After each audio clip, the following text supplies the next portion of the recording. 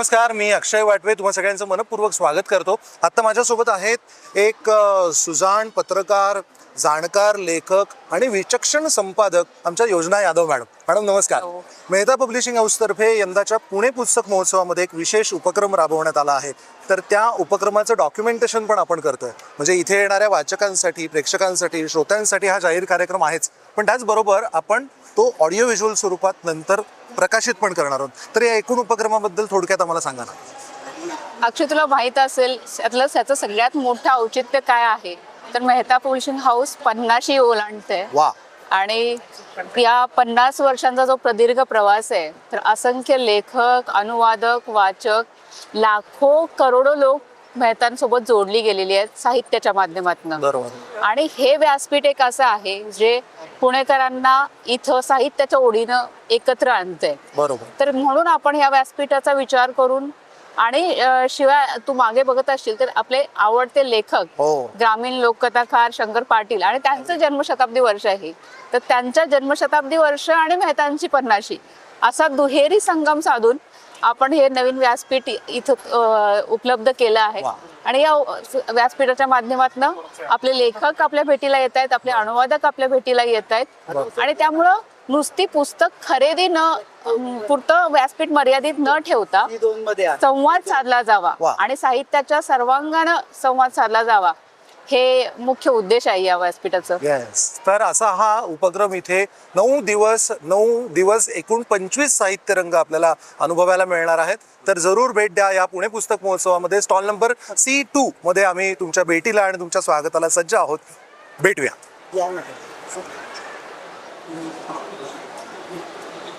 Mehta publishing हाऊसचा संवादाचा कार्यक्रम म्हटला की सर औपचारिकतेची बंधनं आपोआप गळून पडतात. म्हणजे एक एक पायरी उतरत जातो, चढत जातो, तसे आपण अधिकाधिक जवळ येत जातो.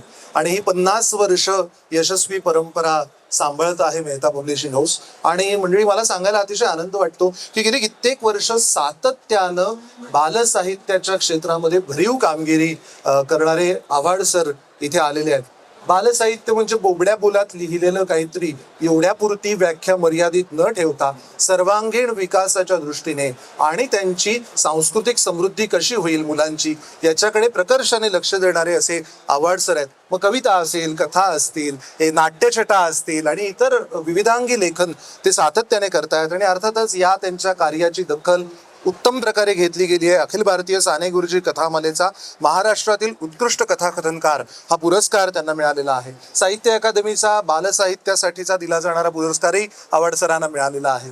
या सगळ्या यशस्वी कारकिर्दीचा प्रवास हा कसा होता ते जाणून घेण्यासाठी, बालसाहित्यामधील बारकावे समजून घेण्यासाठी आणि एकूणच त्यांची साहित्यिक वाटचाल अनुभवण्यासाठी आज आव्हाड सर दिलखुलास संवाद साधण्यासाठी आपल्यासोबत इथे उपस्थित आहेत.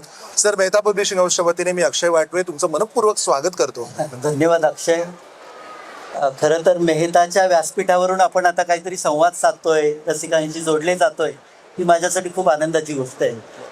आणि मला आवर्जून सर सांगायला आवडेल की ही योजना अशी आहे की इथे आपण हा संवाद साधतोय, इथे आपल्या समोर प्रेक्षक आहेतच, पण आता तंत्रज्ञानाची दुनिया आहे, त्यामुळे हा सगळा संवाद ध्वनिचित्रमुद्रित करून घेतला जातोय. विशाल आमच्यासोबत इथे आहे, तो हे रेकॉर्ड करतोय आणि त्यानंतर मेहताच्या पब्लिक प्लॅटफॉर्मवरती म्हणजे YouTube असेल, फेसबुक असेल, इंस्टाग्राम असेल, या माध्यमातून सुद्धा आपण इथे जो संवाद साधतोय तो लोकांपर्यंत पोहोचणार आहे.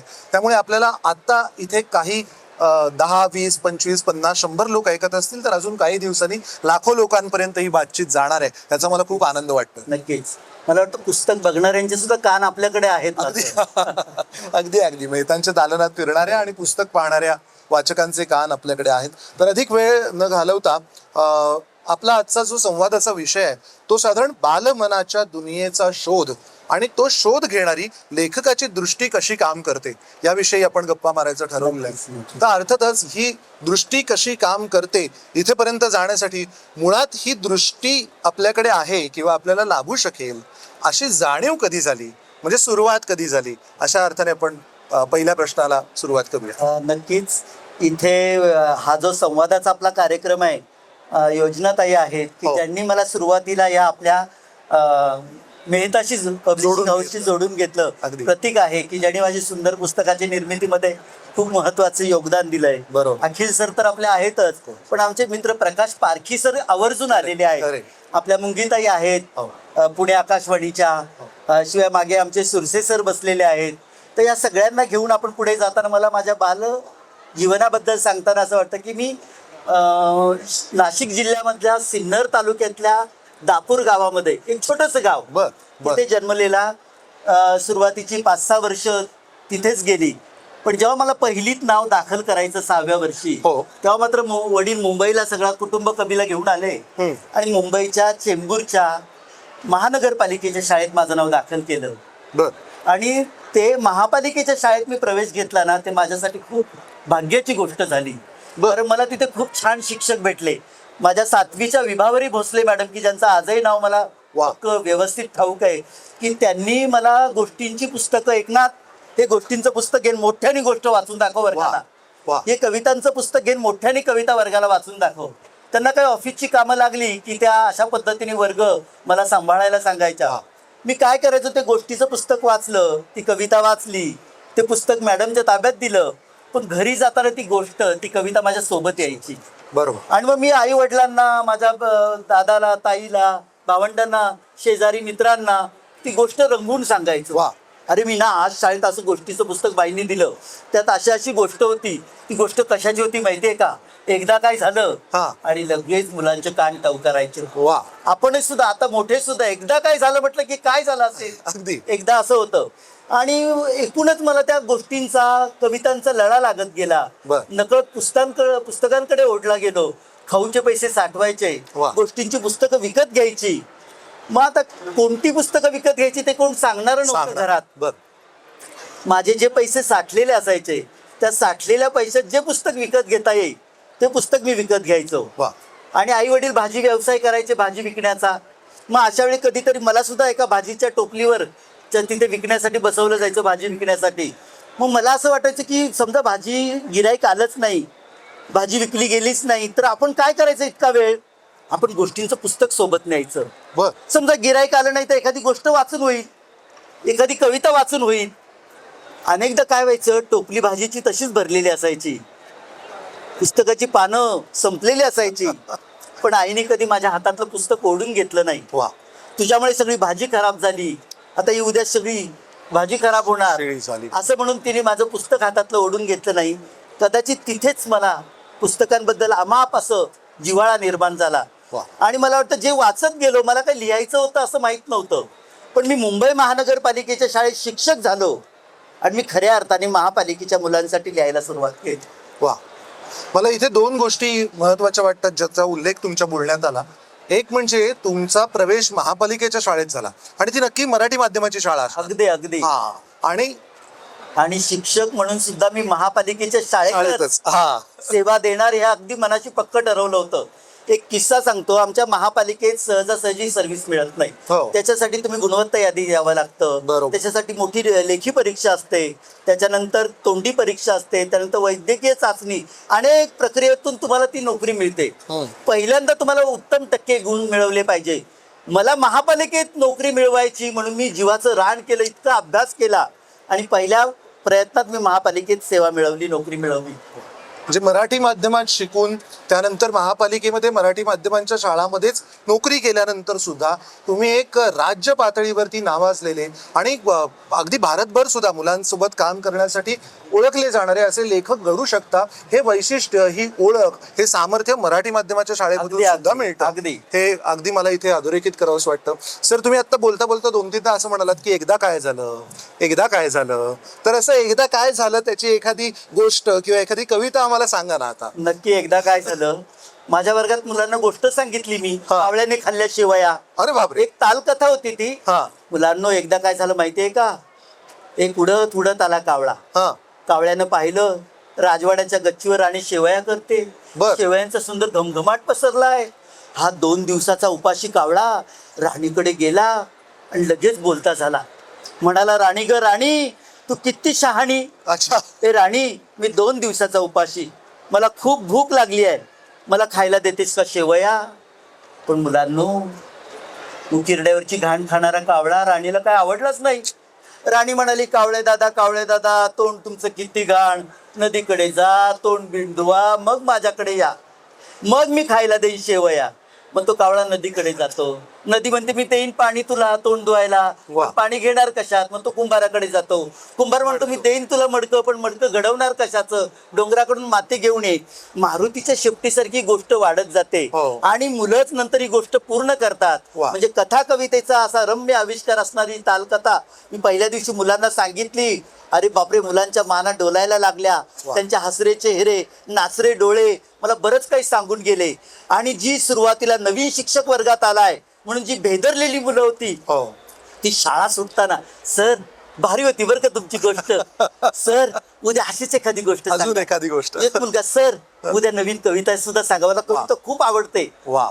मला वाटतं रोज मुलांच्या कविते गोष्ट शोधायची मुलांसाठी, आपणच का प्रयत्न करू नये मुलांसाठी लिहिण्याचा. वा. आणि माझ्या वर्गात एक घटना घडली आणि माझ्या आयुष्याला एक वेगळं वळण लागलं.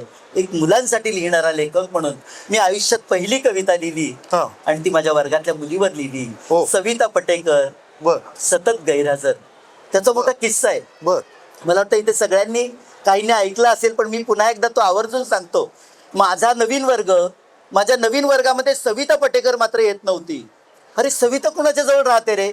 एक मुलगा म्हणाला, सर आमच्या इथे राहते. तिला सांग नवीन सर आले, तुला नवीन वह्या पुस्तकं आणली आहेत. पण काहीच उपयोग झाला नाही. आमच्या त्यावेळेच्या राष्ट्रपती पुरस्कार प्राप्त मुख्याध्यापिका सुहासिनी पार्टे त्या म्हणाल्या, आव्हाड सर त्या मुलीचं घर गाठा, नेमकी अडचण लक्षात येईल. घरी गेलो, त्या मुलीला सांगितलं, त्या मुलीच्या आईला सांगितलं. म्हटलं काहीही करा पण मुलीला शाळेत आणा, शिक्षणाशिवाय दुसरा पर्याय नाही. दुसऱ्या दिवशी ती बाई 7लाच कामाला बाहेर पडायची. ती बाई कामाला न जाता ओढत मुलीला शाळेत घेऊन आली. भरल्या डोळ्याने तिने सगळी कहाणी सांगितली. खरं सांगतो, मी खूप अस्वस्थ झालो आणि मी घरी जाऊन ते सगळं शब्दबद्ध केलं. पण माझ्या आयुष्यात पहिली कविता लिहिली माझ्या वर्गातल्या मुलीवर. त्या कवितेचं नाव सविता पटेकर, सतत गैरहजर. ती कविता ऐकू का आपल्या सगळ्यांना? शाळेत आली आई आपल्या मुलीला घेऊन, शाळेत आली आई आपल्या मुलीला घेऊन. काकू तिला येऊन म्हणाली, यापुढे नाही राहायची घरी मास्तर, वर्गात घ्यायला ठेवून. वा. काकू तिला येऊन म्हणाली, यापुढे नाही राहायची घरी मास्तर, वर्गात घ्यायला ठेवून. मुलीचं नाव सविता पटेकर, वर्गात सतत गैरहजर. आई म्हणाली, रोज ही घरी त्रास देते, रोज ही घरी त्रास देते आणि शाळेत जा म्हटलं तर अंगावर पांघरून घेते. खायला लिहायला मात्र चांगलं मागते आणि या त्या कारणावरून माझ्याशी रुसते. हिच्यासाठी काय काय करू, पुन्हा कुणाचे पाय धरू. 4 घरची धुणभांडी सुद्धा करते, त्या पोरीसाठी मरमर मरते. नवरा माझा गेला मरून, आईचं बोलणं पोट तिडकीनं, पण पोरगी मात्र डिम्म. नाव तिचं सविता पटेकर, वर्गात सतत गैरहजर. मी मुलीला म्हणालो, का गं शाळेत येत नाहीस? खरं सांग, मी तुला मारणार नाही. मी मुलीला म्हणालो, का गं शाळेत येत नाहीस? खरं सांग, मी तुला मारणार नाही. पण मुलगी काहीच बोलेना. आईला आला राग, आईनं तिच्या गालफाडात मारलं आणि मुलीने आईकडे रागानं पाहिलं. मला वाटलं इथे चुकतं कोणाचं, त्या मुलीचं की तिच्या आईचं, मास्तरांचं की इथल्या शिक्षण पद्धतीचं. मीही काहीसा निरुत्तर, सविता पटेकर, वर्गात सतत गैरहजर. मनापासून ठरवलं हिची समस्या शोधून काढावी, मनापासून ठरवलं हिची समस्या शोधून काढावी. अभ्यासाची पुस्तकं आणून तिला द्यावी. या लहानशा जीवाला आता आपण समजून घेऊ, या लहानशा जीवाला आता आपण समजून घेऊ. आपल्यातला अर्धा डब्बा रोज तिला देऊ. मनाशी सारं ठरवून एक एक विषय घेतला, खेळ गाणी गोष्टींचा तासयाच घेतला. दुसऱ्या दिवशी वर्गात गेलो, हजेरी घेतली, नाव पुकारलं. दुसऱ्या दिवशी वर्गात गेलो, हजेरी घेतली, नाव पुकारलं, सविता पटेकर. पण मुलं म्हणाली गैरहजर. माझं मन सुन्न झालं. कालचा दिवस आठवला. बॅगेतल्या डब्याकडे लक्ष गेलं. टेबलावर तिच्यासाठी पुस्तकं होती. या पुस्तकात तिचं आता कसं शोध उत्तर, या पुस्तकात तिचं आता कसं शोध उत्तर. तेवढ्यात दारातून कवळे शब्द आले, सर सर वर्गात येऊ. दाराकडं पाहिलं तर दारात सविता उभी, शाळेच्या गणवेशात, 2 घट्ट वेण्या घालून. माझं मन फुललं. वर्गातली मुलं एका सुरात म्हणाली, सर सविता हजर, सर सविता हजर, वा. सर सविता हजर. वा. सविता हजर झाली. ही कविता 5वीच्या वर्गात म्हणून दाखवली. मुलांना किती कळली माहिती नाही. पण एक दिवशी हजेरी घेत असताना राजू नावाचा विद्यार्थी 2 दिवस आला नाही. म्हटलं अरे राजू आला नाही रे. तो म्हणाला सर त्याच्यावर सुद्धा सवितासारखी कविता लिहा म्हणजे तो सुद्धा शाळेत येईल. हो. वा. मला वाटतं ही त्या मुलाची निखळ निर्मळ प्रतिक्रिया मला लाख मोलाच्या पुरस्कारासारखी वाटली. अगदी अगदी. म्हणजे यातच कदाचित हे रहस्य दडलं असेल की मुलांची एक गोडी वाटणं, त्यांच्याबद्दल आपुलकी वाटणं हे एकतर्फी झालं, पण मुलांनाही तुमच्याबद्दल तेवढी आपुलकी वाटणं, तेवढं प्रेम वाटणं आणि त्याने असं सांगणं की सर राजूबद्दल सुद्धा कविता लिहा म्हणजे तो पण हजर होईल. आणि मला वाटतं हेच कदाचित कारण ठरलं का की आपण पुढे जाऊन सुद्धा बालसाहित्यात काही अजून करून पाहावं असं वाटण्यासाठी, किंवा अजून काही प्रेरणा होती किंवा अजून असं काही प्रोत्साहन मिळालं? मी काय केलंय, माझं बालसाहित्य आहे ना, मुलांच्या कुठे अडचणी असतील ना त्याला कसं उपयोगी ठरेल. शैक्षणिक अडचणी, आता समजा पहिलीचा वर्ग आहे, हा. नुकतीच अक्षर ओळख झालेली आहे मुलांना, पण जोडाक्षर आलं की ते अडचणीत पडतात. बरोबर. आणि मग त्यांना सलग गतिशील वाचनाचा आनंद मिळत नाही असं लक्षात आलं. मग ह्या मुलांना सलग गतिशील वाचता यावं, त्याचा आनंद मिळावा, यासाठी आपण काय करूया, मग जोडाक्षर विरहित बालकविता लिहून बघूया का. बर. असं केलं. आणि मग झाडा रे झाडा, डोल रे डोल, फळासारखे तुझे गोड गोड बोल, झाडाला आली सुगंधी फुले, फुलांनी बांधले झाडावर झुले, पानाने धरला तालावर ताच, झाडाने घातला पायात चाळ, झाडाची फुले उतरली खाली आणि सुगंधी सारी जमीन झाली, सुगंधी सारी जमीन झाली. अशा कविता की एकही जोडाक्षर नाही त्याच्यामध्ये. पुढून पाठ मागून सपाट, बाबांनी आणलं लोखंडी कपाट, वा. कपाटाला खण आहेत खूप, खणात पैसे बसतात चूप, पैशांचं कपाट घमेंडी बारी, आणि उघडायला गेलं की कुरकुर करी, उघडायला गेलं की कुरकुर करी. अरे मी या कविता पहिलीच्या वर्गात वाटल्या, त्या सगळ्या मुलांनी तोंडपाठ झाल्या, पण एवढंच नाही तर मुलं त्याच्यावर अभिनय करायला लागली त्यांच्या पद्धतीने. माझी एक कविता आहे जी पहिलीच्या उर्दूच्या बालभारतीच्या पुस्तकात ती आलेली आहे, शेतकरी दादा नावाची कविता. मी आपण मुलांकडून किती शिकतो त्याचं एक उत्तम उदाहरण तुम्हाला सांगायचं झालं. पुढून पाठ मागून सपाट, बाबांनी आणलं गोदरेजचं कपाट, असं मी लिहिलं होतं. माझ्या डोक्यात त्यावेळी गोदरेज फार, माझ्या मुलीने सांगितलं, लहान मुलीने, बाबा हे कुरकुर करणारं कपाट गोदरेजचं आहे. मग गोदरेजवाले तुम्हाला ओरडतील बरं. आणि मग मी ते लोखंडी कपाट तिथे केलं. दुसरी एक शेतकरी दादा कविता जी उर्दूच्या बालभारतीच्या पुस्तकात पहिलीला आहे. शेतकरी दादा काय करतो, शेतकरी दादा काय करतो, शेतकरी दादा शेती पिकवतो, शेतात काय पिकवले सांगा, गहू हरभरा वावरात रांगा. म्हणजे याच्यामध्ये शेतकरी दादाची कोण मुले, गाय बैल झाड फुले, शेतकरी दादाला आवडते काय, भाजी भाकरी दुधाची साय. अशी छान कविता. याच्यात एकही जोडाक्षर नाही. पण माझी पहिलीची मुलं काय म्हणाली, सर याच्यामध्ये प्रश्न आहे आणि उत्तर आहे, शेतकरी दादा काय करतो, शेतकरी दादा शेती करतो. मग आम्ही असं करतो, आम्ही मुलींना प्रश्न टाकतो, मुलींनी उत्तर द्यायचं, मग मुलींनी आम्हाला प्रश्न टाकायचा, आम्ही मुलं उत्तर देणार. अरे ती जुगलबंदी झाली वर्गामध्ये.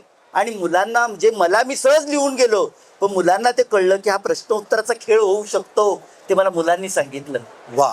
आणि मग हा सर सगळा प्रवास पुढे सुरू असताना एक एक एक गोष्ट अनुभवातून तर शिकली, म्हणजे मुलांकडून शिकला असाल कधी कधी, जसं तुमच्या मुलीने म्हटलं की गोदरेजचं कपाट नाही लोखंडी कपाट असायला पाहिजे, किंवा हा सवाल जवाबचा किस्सा तुम्ही सांगितला. हे सगळं केल्यानंतर असे ठोकताळे बांधायला सुरुवात झाली का, किंवा ह्या गोष्टी मुलांच्या साहित्यात यायला पाहिजे? मला असं लक्षात आलं की मुलांना मोठी मोठी गोष्टींची पुस्तकं वाचायला आवडत नाही. जास्त पानांचं पुस्तक कधी वाचून होणार, अरे बापरे, असं मुलं करायची. मग मला डोक्यात ठरवलं की एकच गोष्ट एक पानामध्ये द्यायची असेल तर काय करता येईल. मग मी बोध कविता लिहायला लागलो. बोधाई त्याचं पुस्तक आलं, माझं पहिलं पुस्तक बोधाई. अरे इतकं शिक्षकाने उचलून धरलं ते पुस्तक, एका महिन्यात 1000 प्रती संपल्या. माझं पहिलं पुस्तक, लेखक कवी म्हणून कुठेच नाव नाही, पण आपल्या पहिल्या पुस्तकाला इतका उत्तम प्रतिसाद शिक्षक मंडळी देत आहेत, त्याचा मला खूप आनंद झाला. आणि त्यातल्या पालक ज्या ज्या प्रतिक्रिया द्यायचे की आम्ही आमच्या मुलांना रोज रात्री यातली एक कविता वाचून दाखवतो, ते पुस्तक कुठेतरी हाताशी पटकन यावं म्हणून भिंतीवर असा आम्ही ते ना एक कसा, जसे आपण वर्तमान पत्र म्हणा किंवा आपली पत्र येतात ती ठेवतो, त्याचा जो कप्पा असतो त्याच्यात आम्ही ते पुस्तक बोधाई ठेवलंय, पटकन हाताला येतं रात्री झोपताना. आता तर मुलगाच म्हणतो, बाबा एक कविता वाचून दाखवा ना. म्हणजे ती कविता नाहीच आहे, ती एक तालकथा आहे. बर. गोष्टीत अशी गुंपलेली आहे. बर. म्हणजे उदाहरणार्थ दोन विळे आपसात गप्पा काय मारतील बरं, बर. असा मी विचार केला. तर गावच्या एका घरात दोन विळे होते, त्यांचे वागणे मात्र बरेच वेगळे होते. बर. एक विळा कोपऱ्यात बसून गंजून गेला होता, तर दुसरा विळा काम करून लखलख करीत होता. वा. गंजलेला वेळा एकदा लखलखत्या वेळाला म्हणाला, तू एवढं काम करतोस पण जाणीव आहे का मालकाला? हा. दार लावण्यासाठी तुला दगडावर तो गाजतो आणि सदान कदा कामामध्ये वापरत तुला असतो.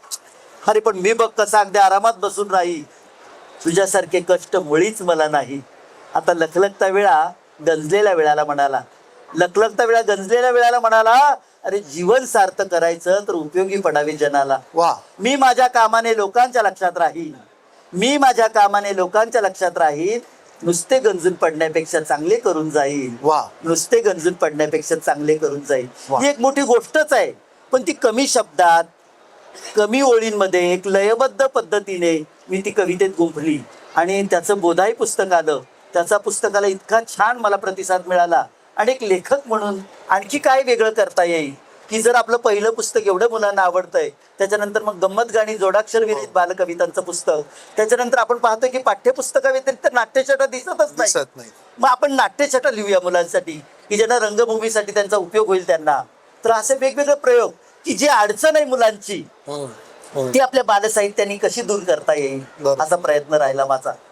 सर, तुमच्या काही कविता किंवा काही गोष्टी सुद्धा वाचताना एक गोष्ट प्रकर्षाने जाणवते, ती तुमच्याही कदाचित लक्षात आली असेलच, की ती मुलांसाठी त्या गोष्टी कविता आहेतच, पण त्याच्यामध्ये म्हणजे त्या निव्वळ परिकथा किंवा जादूच्या कथा अशा नाहीये. तर त्याच्यात रोजच्या जगण्यामधली उदाहरणं आहेत, रोजची जीवनमूल्य त्याच्यात कळत नकळत गुंफत गेलेली आहेत किंवा आजूबाजूचा भवताल गुंफत गेलंय. हे ठरवून केलं का घडत गेलं का याच्या पाठीमागे काही दृष्टिकोन होता? नाही, मी तर बालसाहित्य लिहिताना बऱ्याचदा असं ठरवूनही लिहिलेलं आहे. काही बालकविता सहज सुचल्या सुद्धा मला. बरोबर. आणि हे माझे बालकविता किंवा बालसाहित्य लिहिण्याचे विषय मला मुलंच देतात बरं का. म्हणजे वर्गात बोलता बोलता मुलांकडून नकळत काहीतरी एक किस्सा सांगतो की मुलं कसे आपल्याला विषय देतात. एकदा जूनला शाळा सुरू झाली. आम्ही खरं तर शिक्षक मंडळी दिवाळीत मुलांना थोडासा अभ्यासाचा संपर्क राहावा म्हणून दिवाळी अभ्यास देतो, पण तो थोडासाच असतो. पण उन्हाळ्याच्या सुट्टीत देत नाही आम्ही, कारण त्याची इयत्ता बदललेली असते. बरोबर. दुसऱ्या वर्गात तो जाणार असतो. मग जूनला शाळा सुरू झाली, एक मुलगी वही नाचवत माझ्याकडे आली. तर मला लक्षात आलं आपण काहीतरी अभ्यास दिला नाही, या मुलीला मला वही दाखवायची आहे का. मी तिला म्हटलं, काय ग तुला मला वही दाखवायची आहे? होय सर. म्हटलं काय आहे त्या वहीत? सर मला आईने ना सुट्टीत वही दिली आणि आई म्हणाली वहीत काय बिलीव. बघा काय म्हणाली ती मुलगी. आई म्हणाली वहीत काय बिलीव. काय बिलीव म्हणताना तिचे डोळे लकाकलेले मी पाहिले. आपण काय करतो आता मुलांना, अरे इथे बसू नको, अरे तिथे बसू नको, अरे याला हात लावू नको, त्याला हात लावू नको, हे करू नको, ते करू नको. शेवटी ते मुलगच म्हणतो मग काय करू काय सारखा सारखा अभ्यास करू. पण तो तरी तुम्हाला जमला का? म्हणजे तो आई वडिलांना म्हणे आपलं प्रगती पुस्तक काढून दाखवतो, हे तुमचं प्रगती पुस्तक आहे बघा. हे खरंच आहे, करतात बरं मुलं. हो. तर अशा वेळी मुलाला काय करू नको, हे करू नको म्हणण्यापेक्षा काय कर हे सांगा. तर त्या आईने सांगितलं, त्या निरक्षर माऊलीने सांगितलं, बाळा वहीत काय लिहिली. तिला कामवालीने दिलेली असते वही. त्या मुलीला म्हणते मग तू काय लिहिलं. माझा पुढचा प्रश्न त्या मुलीला, सर मी आईवर कविता लिहिली. हो. कविता त्या 4वी-5वीच्या मुलीच्या त्या बेतानीच होती, पण तिला लिहावं लावलं. वाटलं आईवर कविता लिहावीशी वाटली, हे फार माझ्यासाठी. आणि परतीच्या प्रवासात मला त्या मुलीचं सगळं ते आठवून माझी कविता झाली, माझी वही नावाची. थोडस आपण कल्पना, थोडस त्या मुलाकडून मिळालेलं बीज घेऊन ती कविता करतो. ती कविता अशी लिहिली होती की आईने आणली मला वही आणि म्हणाली यात हवं ते लिही. वा. आईने आणली मला वही आणि म्हणाली यात हवं ते लिही. मग आईवरच लिहिली एक कविता. आता वाचते ती मी येता जाता. नंतर लिहिली सशाची कहाणी, आणखीन 2 पावसाची गाणी. वा. अहो कुणाला सुटे ना अवघड गणित, मी सोडवले ना अचूक वहीत. हो. हवेच्या दाबाचा प्रयोग सुद्धा लिहिला, ज्यात आला होता माझा नंबर पहिला. वा. भरपूर विषय एकाच वहीत आणि सुचेल तसे बसले लिहित. वा. आई म्हणाली अगं सारेच यात.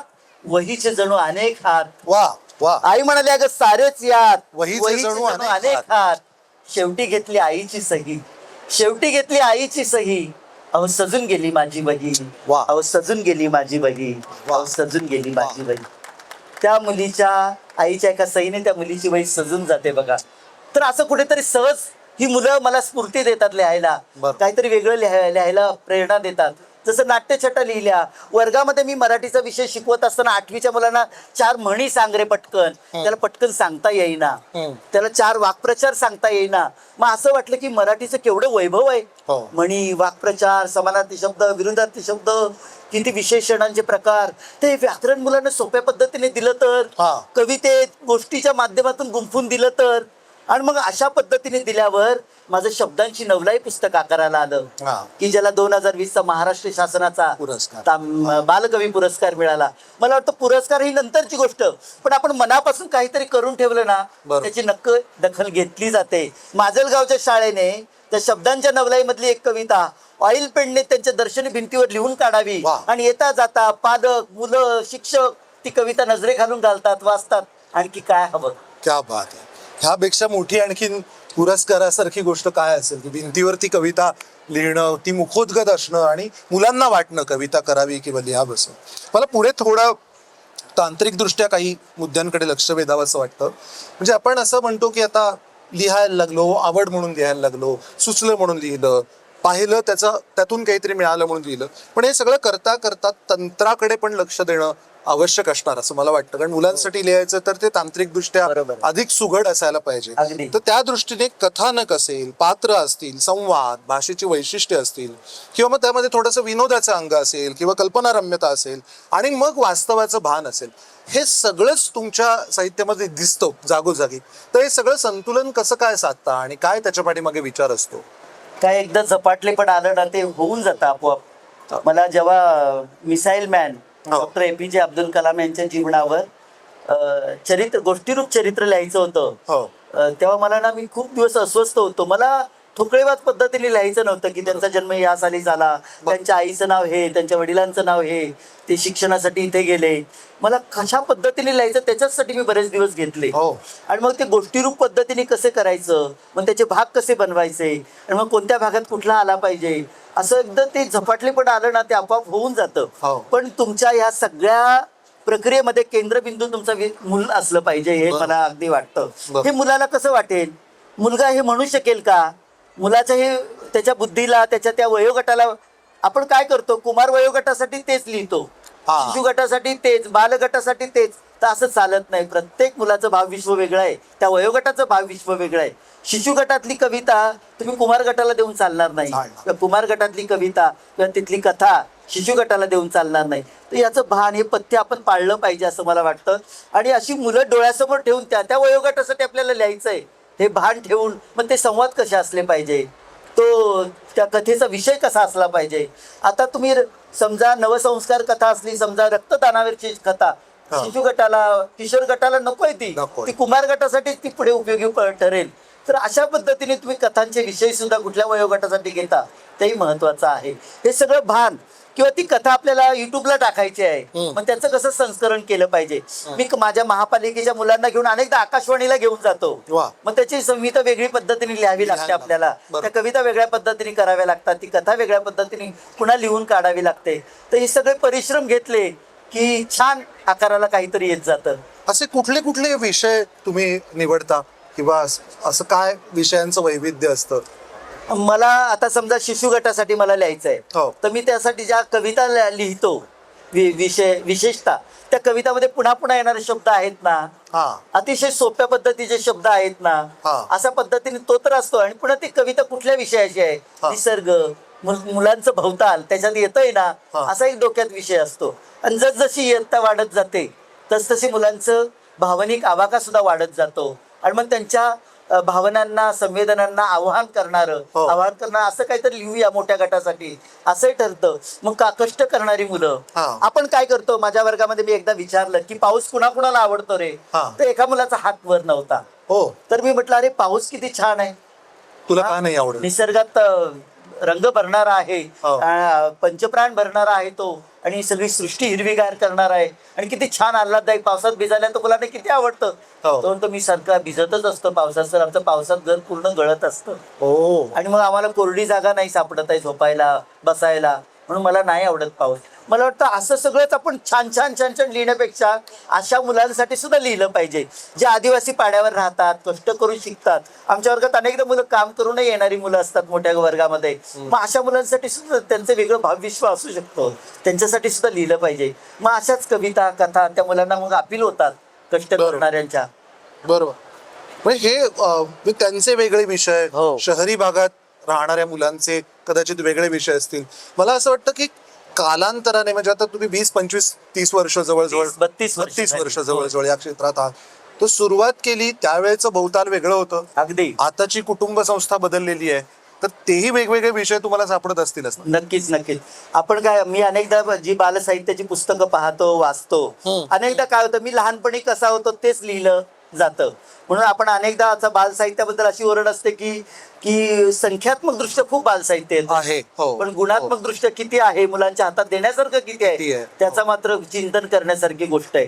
तर मला वाटतं आपण लहानपणी कसं होतं ते लक्षात न घेता आत्ताची मुलं कोणत्या भौतिक वातावरणात, भौगोलिक वातावरणात, शैक्षणिक वातावरणात वावरतायत, वाढतायत, त्या मुलांसाठी लिहिलं पाहिजे. करोना येऊन गेला, करोनाच्या आधी आपण काय म्हणायचो, मोबाईल बाजूला ठेव, अभ्यासाला बस. पण करोनाने काय सांगितलं, मोबाईल घे, अभ्यासाला बस. हा जो बदल झालेला आहे की मुलांच्या हातात विश्व एकवटलेलं आहे मोबाईलच्या माध्यमातून. तर आता अशी मोबाईल, स्मार्टफोन सारखी स्मार्ट असणाऱ्या मुलांसाठी आपण स्मार्ट पद्धतीने काय लिहिलं पाहिजे, त्यांचे विषय कसे लिहिले पाहिजे. आता आपण पाहतो की संवेदनशीलता फार कमी होत चाललेली आहे आता मुलांमध्ये. सतत ते मुलं मोबाईल, गेम. मग अशा मुलांना जी राष्ट्रीय नैतिक मूल्य आहे, संवेदनशीलता, वक्तशीरपणा, नीटनेटकेपणा, स्त्री पुरुष समानता, सर्व धर्म समभाव, तर अशा कथांकडे नकळत, म्हणजे काय होतं, उपदेश कुणालाच आवडत नाहीये. बरोबर. आणि उपदेश कधीच, उपदेशपर तात्पर्य असणाऱ्या कथा कधीच लिहू नये माणसाने. कारण त्या कथेला तात्पर्य तर कधीच लिहू नये, कारण प्रत्येक मूल एक वेगळं व्यक्तिमत्व घेऊन जन्माला येतं. त्यामुळे प्रत्येक मूल त्या कथेतलं वेगळं तात्पर्य शोधत असतं. बरोबर. त्यामुळे आपण कथा लिहाव्या आणि त्यातलं मुलांना तात्पर्य शोधू द्यावं. आणि म्हणून मी कथाकथनाचा कार्यक्रम करतानाही कथा सांगितल्यानंतर, मुलांनो कशी वाटली गोष्ट, मग या कथेतल्या या मुलासारखं तुम्ही वागणार की नाही असं कधीच सांगत नाही. सोडून द्यायची कथा मुलांसाठी ती, आणि मुलांना त्याच्यावर विचार करायला, ते नकळत ते विचार करायला लागतातच. 100 10 मुलं तर नक्कीच ते विचार करतात. मला वाटतं अशा पद्धतीचं साहित्य मुलांना विचारप्रवण करणारं, आणि विचारप्रवण हा नंतरचा भाग आहे. बालसाहित्याचं मुख्य प्रयोजन त्या वयोगटातल्या मुलांचं मनोरंजन करणं आहे, हे विसरता कामा नये. आणि माझा तोच खाक्या असतो की संवादातून, गप्पांतून मुलांना ती कथा आपली वाटली पाहिजे, आपल्या कुटुंबातली वाटली पाहिजे, आपल्या शाळेतली वाटली पाहिजे. आपले सर असेच बोलतात, आपल्या शाळेत असंच घडतं, आपल्या घरात आई वडील आपल्याला असंच बोलतात, किंवा त्यांनी असं बोलावं, अशा पद्धतीने त्यांनी आपल्याशी संवाद साधावा, असं मुलांना नकळत तयार होतं त्याचं मुलांचं मन. अशा कथा लिहिण्याकडे माझा अधिक कल असतो. वा वा वा. फारच तुम्ही विस्तृतपणे या सगळ्याचा हे केलं, मांडणी केली. कधी 2 प्रश्न आहेत मला याच्यानंतरचे. एक म्हणजे तुम्ही बालकविता लिहिली असेल, बालकथा लिहिली असेल, तुमचा पहिला वाचक कोण असतो? आणि दुसरा प्रश्न असा आहे की त्या पहिल्या दुसऱ्या वाचकाची प्रतिक्रिया काय असते? अगदी मी तुम्हाला म्हटलं, माझ्या कथा कविता पुस्तकात येणारी मुलांपर्यंत पोहोचलेल्या असतात. व माझ्या कथा कवितांच्या कार्यक्रमातून असेल, माझ्या शाळेतल्या परिपाठातून असेल, किंवा त्या कवितांचं एखादा कार्यक्रम करायचा मला आकाशवाणीवर किंवा अनेक ठिकाणी. समजा माझ्या नाट्यछटा अनेकदा पुण्याच्या रंगभूमीवर सादर झालेल्या आहेत. त्या मुलांनी त्या आपल्याशा करून त्या सादर केलेल्या आहेत. इथे मला आनंद होतो सांगायला, प्रकाश पारखी यांची जी नाट्यकला संस्कार केंद्र आहे, कित्येक वर्षापासून आहे. मला जेव्हा अकादमी मिळाला तेव्हा त्या मुलांनी त्या सगळ्या कवितांवर नृत्य, नाट्य, अभिनय असा आविष्कार 1.5-2 तासांचा एक प्रयोगच केला होता. मला वाटतं मुलांना हे आपलं वाटतं, ही फार मोठी गोष्ट आहे. हेच होत नाही हल्ली की मुलांना ते साहित्य आपलं वाटलं पाहिजे. एक किस्सा सांगतो तुम्हाला. माझी किशोरच्या दिवाळी अंकात कविता आली होती, आणि हा दिवाळी अंक पोहोचायला तो जिल्हा परिषदच्या शाळांना मोफत मिळतो, कारण तो एक शिक्षणाचा भाग म्हणूनच तो शासनाचा असल्यामुळे तो प्रत्येक जिल्हा परिषदच्या शाळेत पोहोचतो. आणि गडचिरोलीच्या जिल्हा परिषदच्या शाळेत पोहोचायला त्याला मला वाटतं नवीन वर्ष उलटलं होतं, जानेवारी महिन्यात तो पोहोचला होता. त्यातल्या एका 3री-4थीच्या मुलांनी ती कविता माझी वाचली आणि सरांकडून माझा पत्ता घेतला आणि मला पत्र पाठवलं. काय लिहिलं असेल त्या पत्रात की, सर तुमची किशोरच्या दिवाळी अंकातली कविता मला खूप आवडली, नवीन वर्ष सुरू झालंय, आणि नवीन वर्षाची तुम्हाला काहीतरी मला भेट द्यायची खूप इच्छा होते. बर. पण सर, तुम्हाला भेट देण्यासाठी माझ्याकडे काहीच नाही. पण मी वहीच्या पानात जपून ठेवलेलं मोराचं पीस मी तुम्हाला नवीन वर्षाची भेट म्हणून पाठवतोय. आणि खरंच सांगतो, त्या पत्रासोबत, त्या किरमिच्या अक्षरात त्या मुलाने लिहिलेल्या पत्रासोबत ते मोराचं पीस माझ्यापर्यंत पोहोचतं. जेव्हा ते मी मोराचं पीस माझ्या तळहातावर फिरवलं, माझे डोळे भरून आले मित्रांनो. नकळत त्या मुलाला भेटून आल्याचा भास झाला.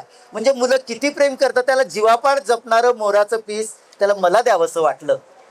वा, काय याच्यापेक्षा अजून मोठा पुरस्कार मिळायला पाहिजे किंवा काय मोठी अजून अगदी पोचपावती अगदी मिळायला पाहिजे. मला वाटतं म्हणून जे साहित्य लिहितो ते मुलांना आपलं वाटलं पाहिजे, हे सगळ्यात महत्वाचं आहे. नाही, फारच महत्वाचा मुद्दा आहे हा, की मुलांना आपलं वाटलं पाहिजे. माझाही अगदी छोट्या प्रमाणात का होईना मुलांशी या निमित्ताने संबंध येतो. कधी नाटकाच्या निमित्ताने असेल, कधी त्यांच्याबरोबर गप्पांच्या निमित्ताने असेल. मला जाणवलेली एक गोष्ट अशी आहे ना, मुलांचा फंडा क्लिअर असतो.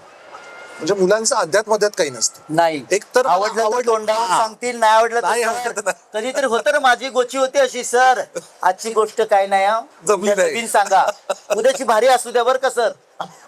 याच्यापेक्षा भारी पाहिजे. ते मला तेच, म्हणजे मला पुढे तेच मला तुम्हाला विचारायचं होतं की आज एवढं जग झपाट्याने बदलतंय, मुलांच्या हातात मोबाईल आलाय, त्यांना गेम्स आहेत वेगवेगळे, अट्रॅक्शन्स एवढी आहेत आणि ती खूप व्हायब्रंट म्हणजे फ्लोरोसंट अट्रॅक्शन्स आहेत, खूप आकर्षक ही सगळ्या गोष्टी आहेत.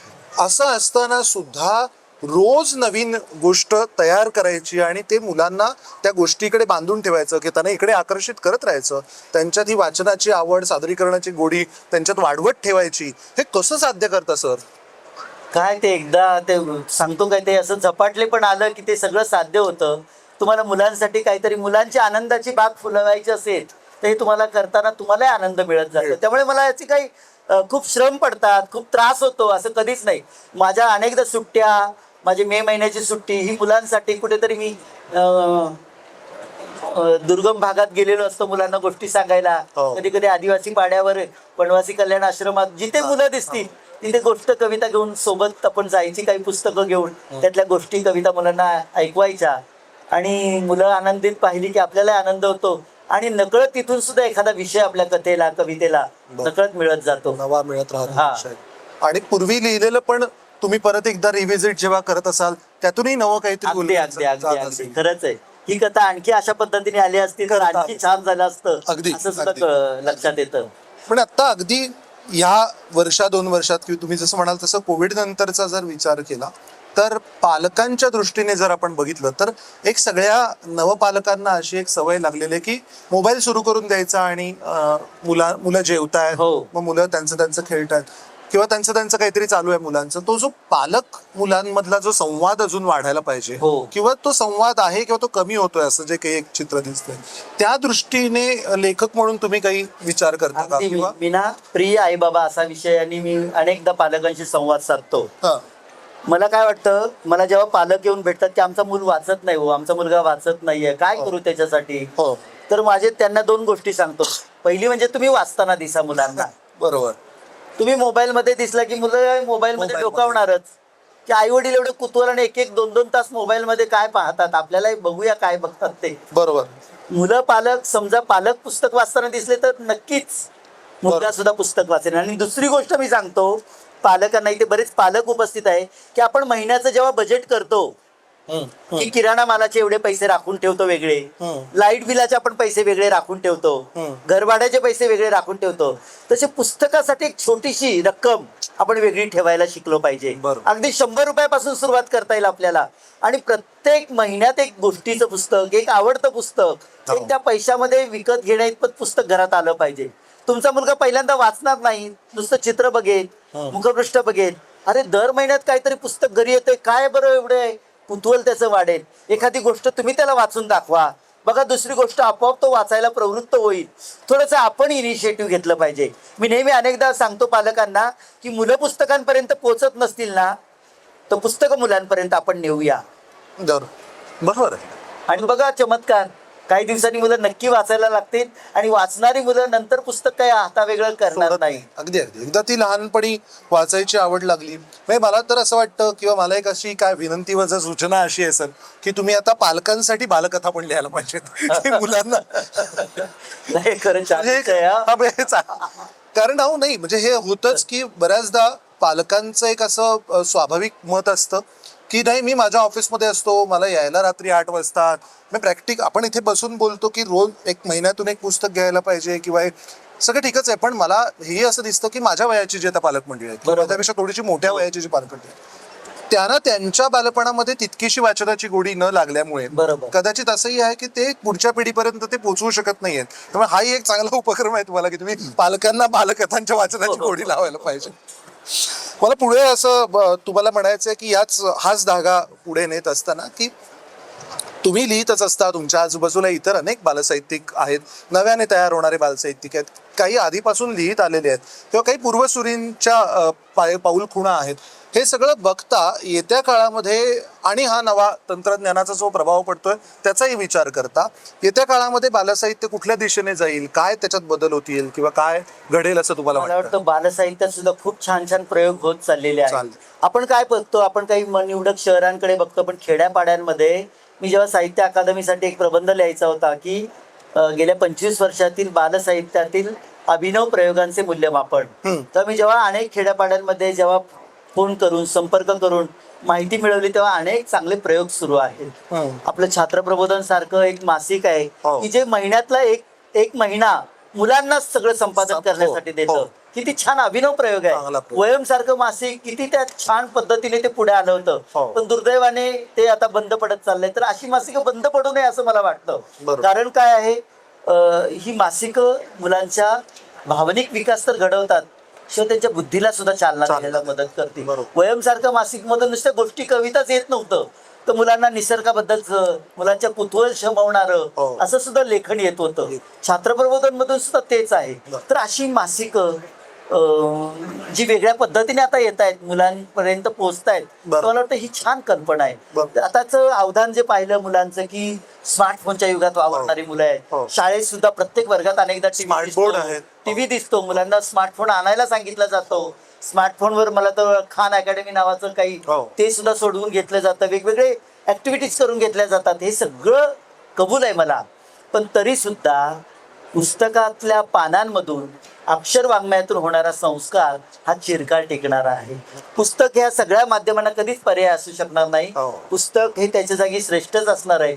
त्यामुळे पुस्तकाशिवाय पर्याय नाही आहे. जरी किती माध्यम आली, ती माध्यमांची दालनं आपण मुलांना दाखवली, तरी पुस्तकातून होणारा संस्कार हा चिरकाल टिकणार आहे अशी मात्र माझी खात्री आहे पूर्ण. वा वा, फारच महत्वाचा हा मुद्दा आणि विचार आहे. पुस्तक चिरकाळ टिकणार आहेच. स्वरूप बदलेल, माध्यमांतर होत राहील, नवी माध्यम मदतीला येतील, पण पुस्तक आणि पुस्तकातून येणाऱ्या कथा, गोष्टी, कविता हे टिकणार आहे. याच मुद्द्यावरती मी ही चर्चा प्रेक्षकांसाठी सुद्धा खुली करू इच्छितो, कारण इथे बरेच तुमचे चाहते, तुमचे वाचक, तुमच्यावर प्रेम करणारी माणसं इथे आवर्जून आलेली आहेत. तर तुमच्यापैकी आव्हाड सरांना कोणाला काही विचारायचं असेल तर हा फोरम ओपन आहे. काही म्हणायचं असेल, सांगायचं असेल. हो, मी ते स्वतःही पाहतो का, कारण जी मुलं कॉर्पोरेशन मध्ये येतात त्यांचं जे जीवन आहे, सरांनी जसं सांगितलं, त्यांच्या समस्या ज्या आहेत त्या समस्या एवढ्या भयंकर आहेत, त्यांच्या समस्या ऐकून माणसाच्या हातात एवढ्या समस्या.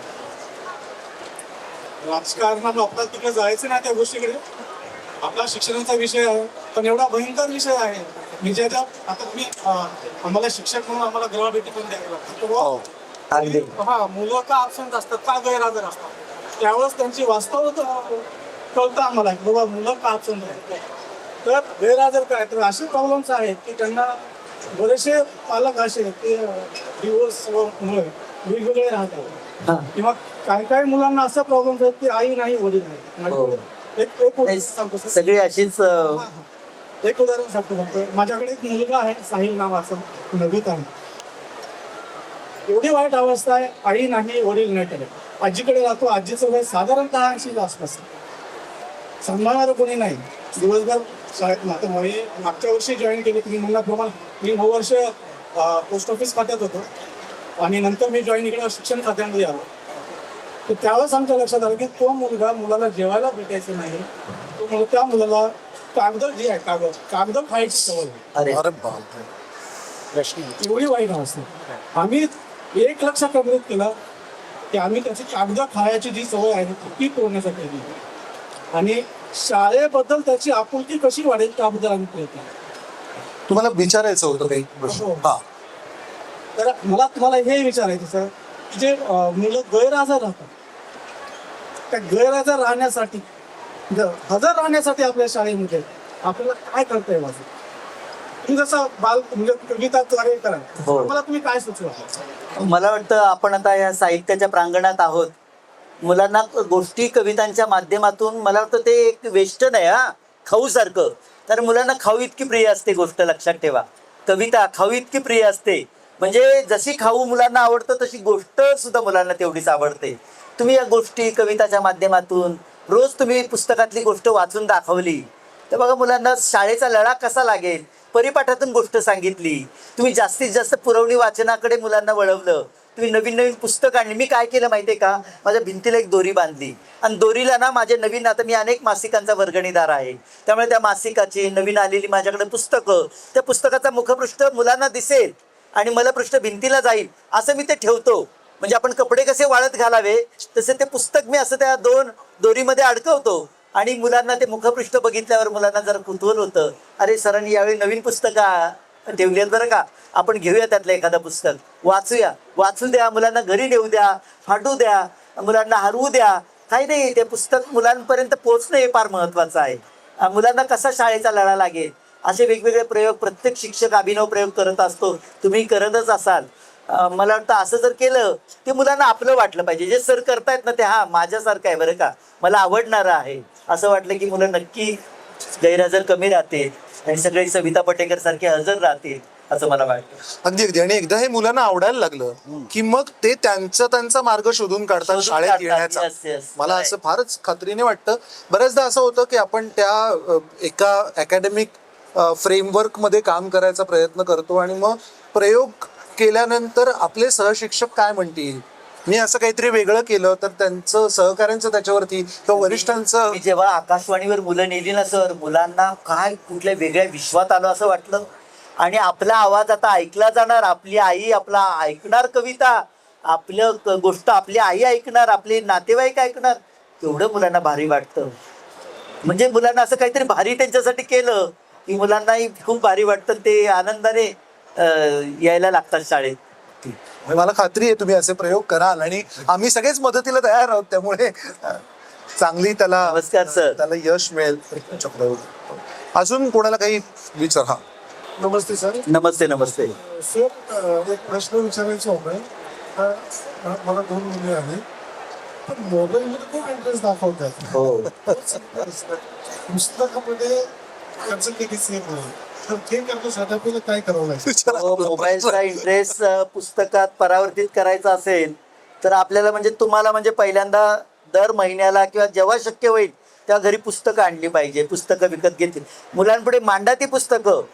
एखादं त्याला तुम्ही चालताना दिसला की तो मुलगा सुद्धा एखादं पुस्तक चालताना बघा नक्की दिसेल आणि हळूहळू लगेच वाचनाकडे त्याला वळवायचं नाही. एखादी गोष्ट वाचून दाखवा, एखादी त्यातली कविता वाचून दाखवा, पुन्हा दुसऱ्या वेळी सुद्धा झोपताना किंवा कधी जो रिकामा वेळ त्याचा असेल त्याला त्यातली कविता, त्यातली जेव्हा त्याला त्या अद्भुत दुनियेबद्दल आकर्षण वाटायला लागेल तर नक्की मोबाईलचं आकर्षण बाजूला करून पुस्तकाकडे ओढला जाईल, एवढी 100% खात्री बाळगा. आपण ही खात्री बाळगली ना तर मुलांमध्ये ते परावर्तित होणं. आपण म्हणा कधी नक्की होईल का, पाऊस पडेल का, मग मी छत्री कशाला न्यावी, पाऊस असा लहरी आहे, काल तर पडलाच नाही, आणि मग त्या दिवशी छत्री नेत नाही, त्या दिवशी हमखास पाऊस पडतो. मग कधीतरी मुलांना पुस्तक वाचायची उत्सुकता लागते आणि तुम्ही म्हणता काही वाचणार नाही, जाऊ दे आज कशाला त्याला दाखवायची वाचू. अगदी. मला तर वाटतं अगदी की जसं आपण एक बिस्किटचा पुडा आणतो, Yes. एक खाऊची पुडी आणतो किंवा एक काही फरसाण्याचं पाकिट आणतो, एक पिझ्झा खातो, तर यातलं एक काहीतरी कमी करून एक पुस्तक आणलं तर बराच फरक पडेल असं पडेल, नक्की पडेल सर.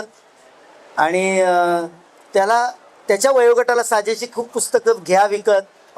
10 पुस्तकं आणली तर बघा एक पुस्तक तरी नक्की वाचणार आणि एक पुस्तक वाचलं तरी 10 पुस्तकांचे पैसे तुमचे वसूल होणार. येस. अजून कोणाला काही म्हणायचं आहे? पारखी सरांना काही विचारायचं आहे? पाठीमागे आहेत ते, पाठीमागे कोणाला आहे? कुणाला विचारायचं आहे? तुमच्याकडे एवढे कथाविषयी तुम्ही आम्ही त्याचं काही किंवा नाट्यकरण केलंय, तुम्ही पण स्वतः नाट्यकरण करायला सुरुवात करा. अगदी अगदी. आमच्या महापालिकेत लिहिली आहे. होय होय नाटक या विषयात तुमचं फारसं हे नाही हो खरं आहे. मी कसं झालं ते प्रसंगाने 2 नाटकं लिहिली खरं तर. एक माझ्या राज्यस्तरीय बालनाट्य स्पर्धेत सुद्धा शब्दांची नवलाई नावाचंच नाटक मी लिहिलं, ते आलं. पण सर म्हणतात तसं तो अगदी विचार करण्यासारखा आहे की मी नाटकांकडे जास्त मुलांना नेलं पाहिजे आणि मी लिहिली पाहिजे नाटकं. आमच्याकडे बालकोत्सवला मी शाळेमध्ये मीच नाटकं लिहितो आणि ती मुलांकडून सादर करून घेतो. एक कमलची जिद्द नावाचं मी नाटक लिहिलं होतं.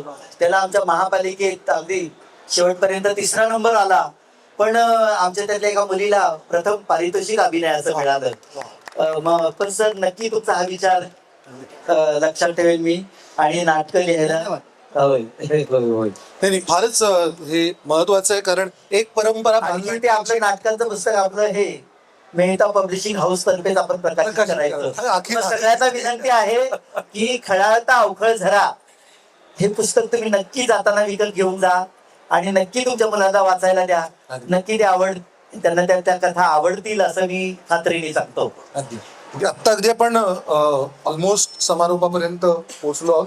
तर मला असं म्हणायचं आता सर की तुम्ही आता पाठ्यपुस्तक मंडळावरतीही काम करताय, एक वेगळं दालन आता तुमच्यासमोर होय, खुलं झालेलं आहे.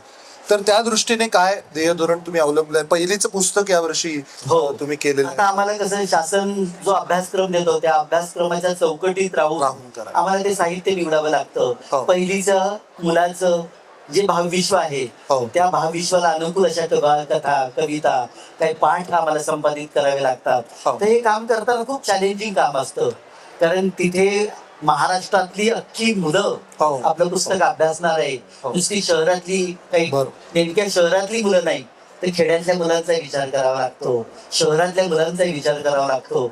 असं सर्व समावेशक असं पुस्तक कसं देता येईल याकडे आमचा, बालभारतीचा, पाठ्यपुस्तक मंडळाचा, SCRTचा सगळ्यांचाच तिकडे अगदी डोळ्यात तेल घालून लक्ष ठेवलेलं असतं. आणि असं पुस्तक त्याच्यातूनच आकाराला येतं. त्याच्या अनेक टप्प्यातून ते पुस्तक प्रक्रियेतून पुढे जात असतं. म्हणजे त्याच्यावर समीक्षण सत्र होतात, त्याच्यावर लघु समीक्षण होतं, त्याच्यावर आणखी विचार केला जातो, आणखी तज्ज्ञ मंडळींना शिक्षण क्षेत्रातल्या तज्ज्ञ मंडळींकडून ते तपासून घेतलं जातं आणि अशा प्रक्रियेतून ते पुस्तक पुढे येत असतं. वा. आणि एक शेवटचा प्रश्न असा की कथा, कविता, नाट्यछटा आणि आता पारखी सर म्हणतात त्याप्रमाणे नाटकांचं लेखनही होईल. YouTube आणि चित्रपट किंवा TV अशा माध्यमासाठी काही लिहायचा विचार आहे का, किंवा काही असं? युट्यूबसाठी तर माझा एक चॅनल आहेच. हो. आनंदाची बाग आहे, एकनाथ आवाड तुम्ही search केलं तर माझ्या अनेक कविता कथा तिथे तुम्हाला मिळतील. हो. आणखी ज्या मी मुलाखती दिलेल्या आहेत, हो. म्हणजे ते ABP माझावर असेल, IBN लोकमतवरचे असेल, त्या सुद्धा आपल्याला ऐकायला पाहायला मिळतील. पण सगळ्यात महत्वाचं या माध्यमांसाठी लेखन करताना मी आकाशवाणीसाठी खूप लिहिलंय. माझ्या आकाशवाणीवर जवळजवळ 100च्या आसपास वा. माझी कविता गीतं प्रसारित झालेली आहेत गेल्या 30-32 वर्षांमध्ये. वा. आणि शासनासाठी सुद्धा नाटक लिहिलंय एक मी आता मगाशी म्हटल्याप्रमाणे. आणि सगळ्यात महत्वाचं की पुस्तकासाठी काय नवीन लिहिता येईल. हो. आणि हे पुस्तकातलं लिहिलेलं जेव्हा काही लोकांना आवडतं, अरे याचं छान नाटक होईल बरं का, हो. हे छान टीव्हीवर याचं काहीतरी करता येईल, हो. असं करून अनेक मंडळी मग त्याचं युट्यूबवर कथा वाचन करतायत. अर्चना भांडारकर म्हणून पुण्यातल्या एक हो. आकाशवाणीवर काम करणाऱ्या निवेदिका आहेत, त्या मी माझ्या अनेक कथांचं अनेक पुस्तकांचं अभिवाचन केलेलं आहे. वा. येस. हा बरगतचा 30-35 वर्षाचा हा प्रवास आहे सरांचा. आणि म्हणजे बालकांपासून युवकांपासून प्रौढांपर्यंत सगळ्यांना सरांचं मार्गदर्शन लाभलेलं आहे. आणि दरवर्षी नवी पिढी नव्या उत्साहाने त्यांच्या सोबत वावरत असते, त्यांच्या शाळेमध्ये शिकत असते, त्यांच्या कविता वाचत असते, कथा वाचत असते. खरं तर सर या गप्पा म्हणजे अगदी एक पुस्तक उदाहरणादाखल घेऊन गप्पा रंगत जातील असं आहे, पण आपल्याला थोडीशी वेळेची मर्यादा पण आहे, तीही सांभाळणं आवश्यक आहे. पण माझी अशी फार आग्रहाची विनंती आहे की जाता जाता आम्हाला एक छानशी कविता किंवा गोष्ट, म्हणजे आता हे तुमच्यावरती आहे की एकदा काय झालं किंवा एक कविता, असं कशाने एक कविता सादर करतो. मी मगाशी म्हटल्याप्रमाणे की आपण आदिवासी पाड्यावर कष्ट करून शिकणाऱ्या मुलांवर सुद्धा काहीतरी लिहिलं पाहिजे, हो. त्यांनाही ते साहित्य आपलं वाटलं पाहिजे. अशीच मी एक कविता लिहिली की कहाणी एका कवितेची. बर. ती कविता आपल्याला ऐकवतो आणि आपण त्याचा समारोप करूया. Yes. की घंटा झाली वर्ग लागला भरू, गुरुजींच्या कवितेने तास झाला सुरू. वा. इतकं आपल्याला सोपं लिहिता आलं पाहिजे बरोबर आहे. की घंटा झाली वर्ग लागला भरू, गुरुजींच्या कवितेने तास तास झाला झाला सुरू, पावसाची कविता घेतली शिकवायला, पावसाची कविता घेतली शिकवायला, पण मध्ये मध्ये बोलायची परवानगी नाही कुणाला. हा अहो शब्दांचा पाऊसच जणू वर्गावर बरसत, शब्दांचा पाऊसच जणू वर्गावर बरसत, कवितेचा आशय जाई मनोमनी झिरपत. वा शेवटच्या बाकावर भिंतीला टेकून, शेवटच्या बाकावर भिंतीला टेकून एक चिमुरडा होता डोळे गच्च मिटून. मास्तरांच्या रागाचा पाराच चढला, जोरानेच ओरडून उठवले त्याला, दमातच घेऊन विचारले त्याला, रात्री काय तू सिनेमा पाहिला का गोडधोड जेवणावर ताव मारून आलास आणि वर्गात असा झोपी गेलास. भेदरलेल्या डोळ्याने त्याने सरांकडे पाहिले, भेदरलेल्या डोळ्याने त्याने सरांकडे पाहिले. गरीब आहे तर सर, कोणीतरी पटकन बोलले. मास्तर म्हणाले गरीब, गरीब मग कपड्याला कसा अत्तराचा वास, गरीब मग कपड्याला कसा अत्तराचा वास. नाही सर, उदबत्त्यांचा वास येतो खास. वडील नाहीत त्याला, तो काम करू शिकतो, शाळेत येण्यापूर्वी तो उदबत्त्या विकतो. मग मास्तरांची कविता बाजूलाच राहिली, मग मास्तरांची कविता बाजूलाच राहिली. त्यांच्या डोळ्यांतली कविता वर्गाने वाहताना पाहिली, त्यांच्या डोळ्यांतली कविता वर्गाने वाहताना पाहिली. एवढं संवेदनशील लिहिणारे भरपूर हात घडून आणि तुमच्या हाताला भरपूर बळ मिळव एवढीच त्या ठिकाणी विनंती, प्रार्थना आहे. मी शेवटी आपल्या सगळ्या रसिक श्रोत्यांना एवढंच सांगेन की एक चित्रकार होता आणि त्याच्या चित्रांचं प्रदर्शन भरलेलं होतं. ते प्रदर्शन पाहायला तुम्ही आम्ही सगळे रसिक जेव्हा जातो तेव्हा एका रसिकाने विचारला त्याला प्रश्न त्या चित्रकाराला की किती सुंदर असतात हो तुमची चित्र, पण त्याहून सुंदर काय असतं माहितीये का, त्यातली रंगसंगती. तुम्ही कुठल्या रंगात असा कुठला रंग मिसळता की मनाला आकर्षित करून घेणारा एक वेगळाच रंग तयार होतो. तो चित्रकार त्या व्यक्तीला म्हणतो, अहो मी असं ठरवत नाही हो, अमुक रंगात तमुक रंग मिसळावा. मी कोणत्याही रंगात कोणताही रंग मिसळतो, पण त्या रंगात माझा अंतरंग मिसळतो. कारण कोणतंही चित्र हे बाह्य रंगामुळे कधीच सुंदर होत नाही. मंडळी, आपण सुद्धा आपण हाती घेतलेल्या कामात आपला अंतरंग मिसळून पहा. आपलं काम सुद्धा इंद्रधनुष्यासारखं नक्की फुलून येईल. ते काम फुलून यावं म्हणून मी शुभेच्छा देतो आणि इथेच थांबतो. धन्यवाद. धन्यवाद.